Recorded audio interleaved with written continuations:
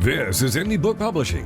Indie Book Publishing is a show about new books and the authors who wrote them. It's an opportunity for prospective readers to hear directly from the writers, to hear what inspired them to write and publish, and to hear all the inside details about their books. And now, Indie Book Publishing with your host, Steve Jorgensen.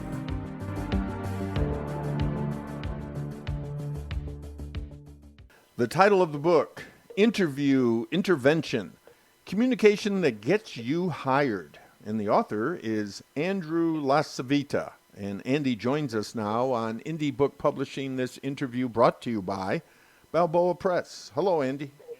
Hi, Steve. How are you? Thanks for having me. Well, great to have you with us. Obviously, a critical key issue today. When you're in front of that employer, you better be on game, right? You better be right there, effective, make the impression, and get the job. So that's what your book is about, helping us to do that. It is. It's not just about, being effective in the job interview. It's really trying to, take them beyond the interview and really help them understand how to be a good interviewer, how to be a good communicator, how to be a good evaluator of the employment market. I think the thing that, the reason that I initially put the book together, I have two extreme passions. One of them is interpersonal communication, and the other is connecting people. And both of those passions were really, fueled by my desire to help people either get back to work or secure the job that they love.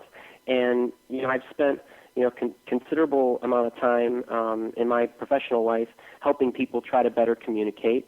The last 10 years or so, I've been helping people and organizations connect with each other. And I really wanted to help them build better relationships, become more effective in hiring the right people and in helping people secure the right job. So that's really, kind of what brought Interview Intervention together. As an executive recruiter who helps organizations secure the best talent, I spend a significant amount of time evaluating whether or not individuals and companies are a good match for each other. And it requires a lot of digging, it requires a lot of clarifying, and it often involves very highly interactive discussions. And while I might spend several hours making these determinations, most of the organizations that we represent and the individuals that we represent, they oftentimes spend a mere hour or two with each other. And in that short period of time, either party's ability to accurately interpret and remember the value each other provides is very fragile. And in my observation, in many cases, it's broken. So what I wanted to do is I wanted to help the job seeker. I wanted to help the employers improve their ability to better understand each other by educating them on what's actually occurring when people are communicating, using effective storytelling and question-asking techniques to better understand the other party and represent yourself.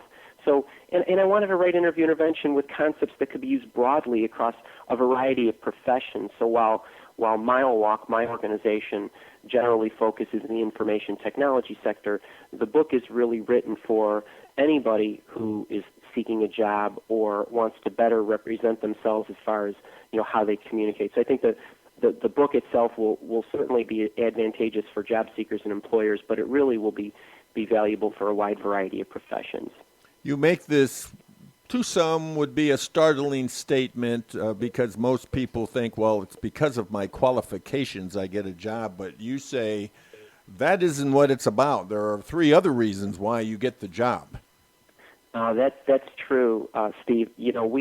Most people think I'm qualified for the job. How did I not get the job? And one of the things I want people to really understand, about interviewing or what the book really focuses on is there's actually three reasons you get the job. None of these are your qualifications. Your qualifications get you the interview. So if you're in the interview already, the employer has essentially granted that you are qualified. I, as an employer, would not otherwise take time out of my day in order to evaluate you if I didn't think you were qualified for the job. So what we've observed, and we're talking about over 10,000 interactions between people, companies. We have a lot of data related to this. We use analytics to evaluate it, but what it really comes down to, those three reasons are the candidate's ability to effectively articulate his or her fit for the company and value that they can bring. So the job seeker's ability to encode his or her message properly, that's the first thing. The second thing is it's the receiver or the employer or interviewer's ability to accurately decode that message. So just because you said something perfectly doesn't mean somebody received it perfectly. And then the third element has a lot to do with the interviewer's capacity to actually remember the candidate. A lot of that has to do with the job seeker's ability to plant those memories in the first place. So as we observe these interactions, we've determined that these are the three reasons why. So that's the main thrust of what interview intervention is about. And if you really take that beyond the professional setting, I mean, let's be honest, these three elements come into play regardless of who the individuals are that are communicating, whether it's a professional relationship or a personal relationship, or whether you're trying to sell something to somebody or buy something from somebody. I mean, so along the personal lines, these principles apply. They introduce communication gaps. That's what we're trying to help the job seeker avoid, because if you're qualified, you should be able to accurately represent yourself. That makes sense. And the candidate must really understand the employer, really do some research that you guide them through. Yeah, I think, in addition to actually doing research on the employer, what I recommend, if I could take a step back before we respond to that, is it's not just researching the employer, which you certainly need to do. It's really about understanding yourself first. Interview intervention starts at the beginning with an assessment of yourself. It's important that you know what it is that drives you, the criteria that you're going to use in order to evaluate the employer, and the things that are ultimately going to make you happy. If you understand what those are and you have a good handle on that, it's going to put you in a much better position to effectively evaluate the employer. So what I always recommend is, you want to research yourself first, and you want to research the employer second. Once you understand the criteria that drives you, the criteria that you're going to use to evaluate whether or not that employer is a good fit, that should be the beginning portion of researching the company, outlining your questions in order to make sure that you are asking questions that are going to help you elicit information, that are going to help you make a determination about whether or not the organization is a good fit for you. Most people approach evaluating the employer from the perspective of, is this a good company? Well, there are a lot of good companies. That's not the question you need to be asking yourself. The question you need to be asking yourself is that a good company for me? Without truly understanding yourself, it's very difficult to do that. And there are hosts of ways that you can evaluate the employer. There's lots of online resources, but you definitely need to have a great understanding of what you're walking into before you do that. And you as the candidate looking for this better job or new job, you've got to set yourself apart from all those who are coming in to interview with the employer. So you talk about these compelling stories, share compelling stories, which I'm sure the employer or the interviewer is not going to forget you, depending on what kind of story you share with them about yourself. Yeah, that's actually a good point. People. I often have candidates that come out of interviews and in a situation where they might not have gotten a job offer, they wonder why, because they're qualified. So what we do is we try to teach people, and the book highlights this in great detail, how to more effectively and accurately articulate those qualifications so that you're telling stories that are believable and memorable. So, there's lots of ways of winning a job or selling a product or whatever you're trying to do. You can always have a better product, that's one thing, or you can also do it more effectively. And what we try to teach people is how to do it more effectively. So when we talk about storytelling, there are 6 common qualities that make stories believable and memorable. Keeping it short and simple, using techniques to capture and keep the listener's attention. Just because you're speaking doesn't mean somebody's listening to you. You want to be able to speak in their language.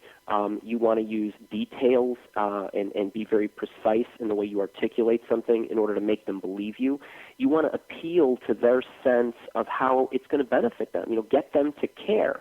And when you do those first 5 things, which you're ultimately trying to bring to culmination, is to get them to act on your behalf, which is ultimately to hire you. So interview intervention, kind of the middle section of the book, really highlights how you tell your stories so that they will feel that you are qualified, they will feel you're a good fit, but most importantly, that they're getting an accurate interpretation of you. We want both parties to make a smart, informed decision.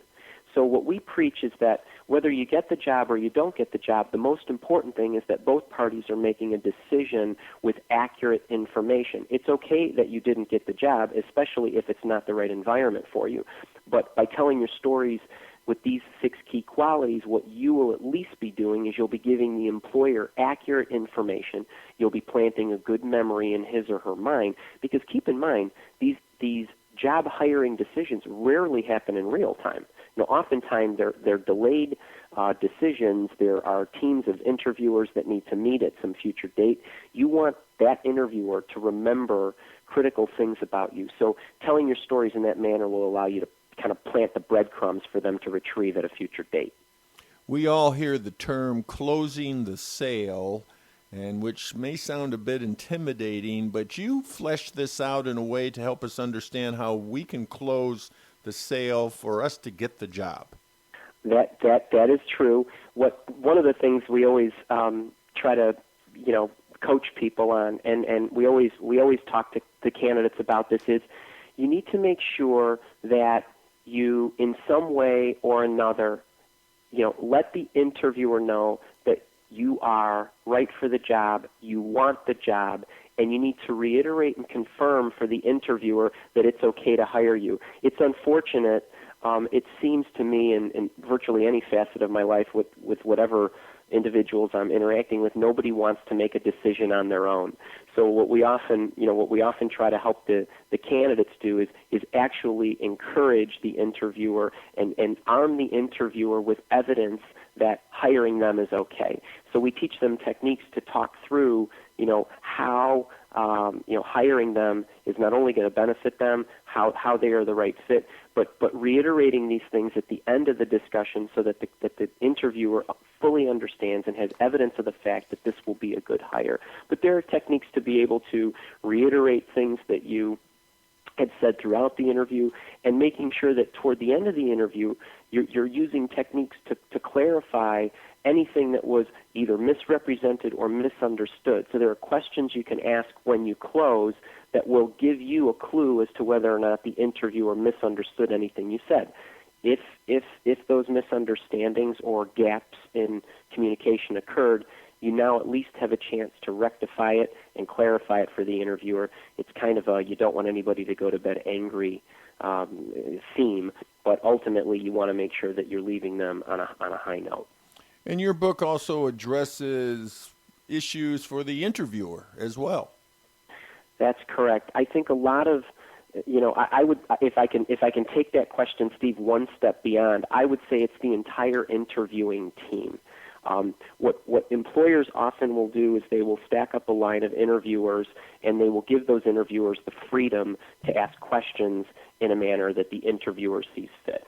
And what we often find in situations like that is that the employer is getting 6 hours worth of time spent, but only really 1 hour's worth of data for the evaluation. So even though the candidate has spent 6 hours talking to the company really only has 1 hour's worth of information 6 times over. So what I did in interview intervention, although this book is predominantly written for the job seeker, what we showed the interviewers is a complete set of what I consider to be the 14 most effective interviewing questions that, when asked together, will cover about 95% of the surface area, so to speak, of the individual, without really going into any job-specific assessments. So each profession will have its own review of technical capabilities or proficiencies with whatever the job is. But as far as evaluating the person for cultural fit, evaluating their capabilities, their track record of achievement, other things that we have found that are more in alignment and actually predict a better outcome. So while we use these 14 questions to show the the job seeker what the rationale behind them was and how to structure their responses.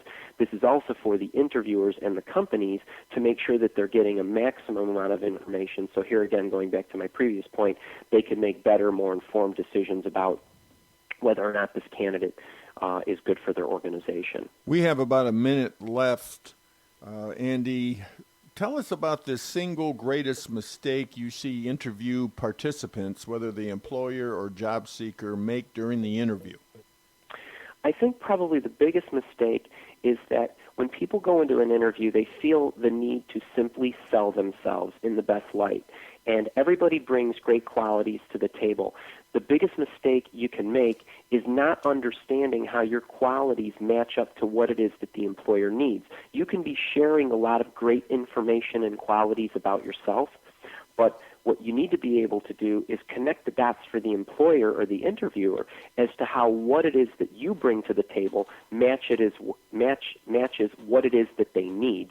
So when you look at an employer, what you want to do is apply sales principle 101, is you sell to the gap. If somebody has a need, they're more likely to buy it. So what you need to do for the employer is to show him or her how what it is that you bring to the table fits what they need. Oftentimes you need to ask up front a few questions that'll help you elicit that information. But if you can get that information in your pocket early, you can tailor your responses to highlight things that the employer needs as opposed to things that you just simply feel are interesting about you. We've been listening to Andrew LaCivita, and he has written his new book, Interview, Intervention, Communication That Gets You Hired. Andy, tell us how to get your book. So, well, there's a number of ways. You can certainly get it through the retailers like Amazon and Barnes and Noble and Books A Million and all and the publisher Balboa Press. There's loads of ways of getting that in the stores or on the internet. But I'm also, because I'm so passionate about trying to help get people back to work, I'm happy to give an ebook away for free to anybody who would like it if they send me an email at info@milewalk.com. You can find that on the MileWalk website. It's milewalk.com. I'm happy to give anybody that wants a free ebook. I'm also on Twitter, and there's a MileWalk Facebook page, so there's a lot of different ways that you can reach us. But anybody who wants this book, I'll be happy to give them a complimentary copy. Well, thank you, Andy, for being with us on Indie Book Publishing. Thanks so much, Steve. Thanks for having me. And this interview has been brought to everyone by Balboa Press.